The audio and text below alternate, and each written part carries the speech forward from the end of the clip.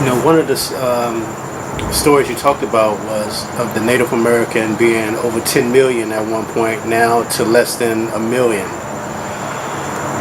When the European invader came here in the late 1490s, there were 112 million of us in this Republic of the United States. It's not a country, it's a republic. And in less than 500 years,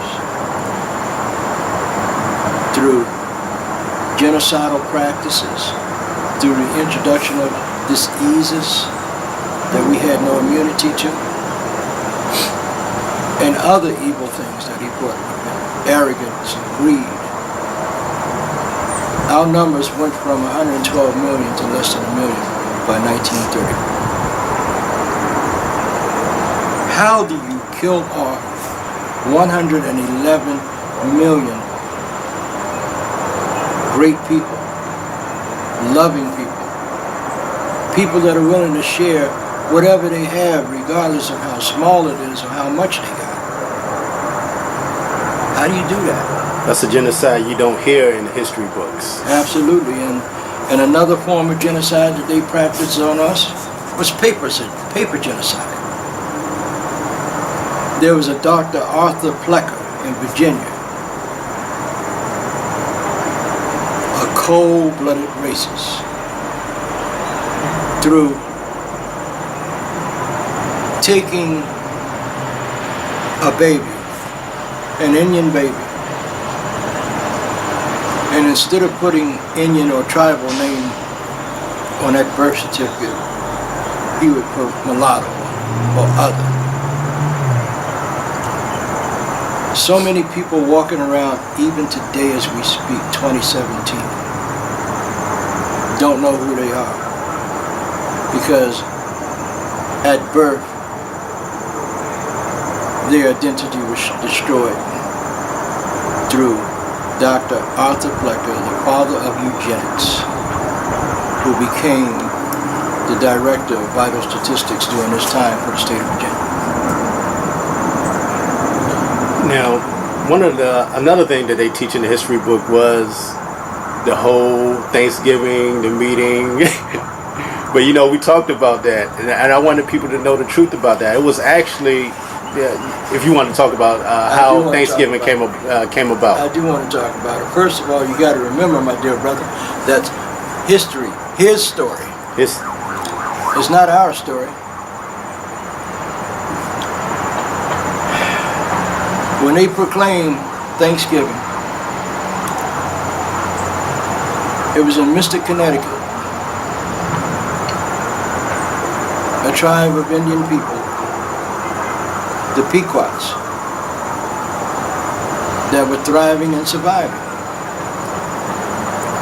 But shortly after, we taught these white people how to farm and how to take care of the land and raise food. They got beside themselves. A few years after they started prospering, they decided that they were going to take their women and their children out to a big field and have a cookout celebration.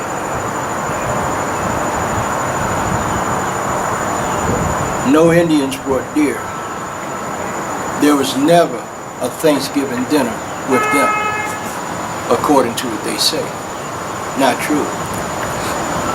The celebration of Thanksgiving was the men walked off from their families and went further north into Mystic, Connecticut, and he murdered these Pequot Indian children, elders, women, and men. Got them in the enclosure of their habitat. They had built forts, per se, but that was only for the protection of their people. And they trapped them in where they couldn't get out, and they set it on fire, and they burned them to death.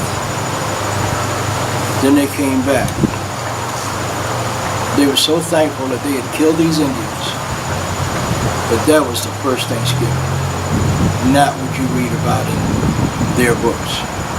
It wasn't until when President Lincoln decided, instead of having it every other day when they were going to different tribes killing them, that he decided to make it once a year, a day of Thanksgiving once a year. True. But let me tell you about President Lincoln. Because Indians, the Lakota, and Nakota Indians wouldn't give up. These are the people from Minnesota, North Dakota, South Dakota, up in that area, would not give up. They were fighting, and they captured in excess of 200 of them. And they wanted to hang them all. But Lincoln intervened because of politics, should I say politics. And he said, no, I don't want you to hang them all. Pick 38 of them. And that's how they came up with the Mankato 38. That was the largest mass hanging ever in this country, this republic.